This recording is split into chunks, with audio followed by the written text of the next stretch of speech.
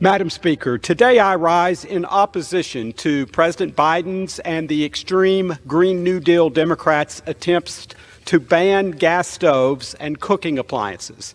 And I rise in support of H.R. 1615 and H.R. 1640, which would extinguish this egregious abuse of power. Madam Speaker, natural gas stoves are currently the preferred cooktop appliance for nearly 40% of American households. In fact, nearly 187 million Americans use natural gas because it is a relatively affordable and reliable source of energy. As Americans have been facing the gripping reality of surging prices for almost everything, thanks to the reckless and out-of-control spending of President Biden and congressional Democrats, the last thing they need is to be forced to spend an additional $1,068 per year from using only electric appliances. During debate, Democrats will say and have said that no one is trying to take away your gas stoves. That couldn't be any further from the truth. In fact, a recent CNN headline read, quote, "New York becomes the first state to ban natural gas stoves and furnaces in new buildings," close quote. While discussing gas stoves in January of this year, Consumer Product Safety Commissioner Richard Trumka Jr. said that, quote, "any option is on the table," close quote, meaning that banning gas stoves was certainly a potential option. A month later, in February, seemingly following the Consumer Product Safety Commission's lead, the U.S. Department of Energy issued a proposed rule that, if finalized, would set maximum annual energy consumption standards for electric and gas cooking tops manufactured and sold into commerce.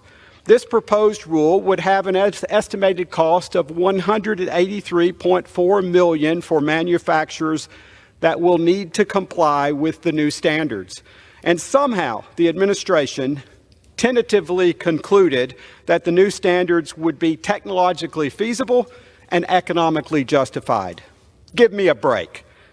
Now, Madam Speaker, gas stoves in my home state of Tennessee may not be as common as they are in some other states. Given our relatively affordable electricity rates and our historical reliance on other forms of energy, Tennessee use of gas stoves accounts for only 20.4% of households in our state. But even though only 1 in 5 Tennessee households use a gas stove, the Tennessee State Legislature passed and the governor signed into law legislation that prohibits local governments from banning gas stoves. And as a result, no localities in the volunteer state have pursued this ill-guided policy. All of this to say, Americans should be allowed the freedom to make this decision for themselves. The last thing they need is the federal government coming into their kitchen and telling them what appliances they should be using. Not only is it extremely costly and ineffective, but it's another step towards becoming a socialist nanny state. Lastly, Green New Deal Democrats in favor of banning gas stoves claim that it will save the environment and help reduce greenhouse gas emissions. But the truth is that homes with natural gas appliances emit 22% less CO2 than all electric homes. So, Madam Speaker, let's call this what it is: a blatant overreach and abuse of power by Green New Deal Democrats and the power-hungry Biden administration.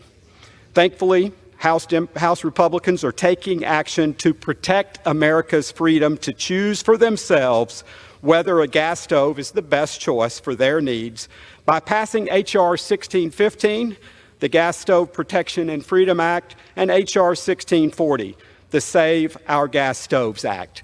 It's a shame that we have to take these types of actions to push back against an overly aggressive regulatory state led by the Biden administration.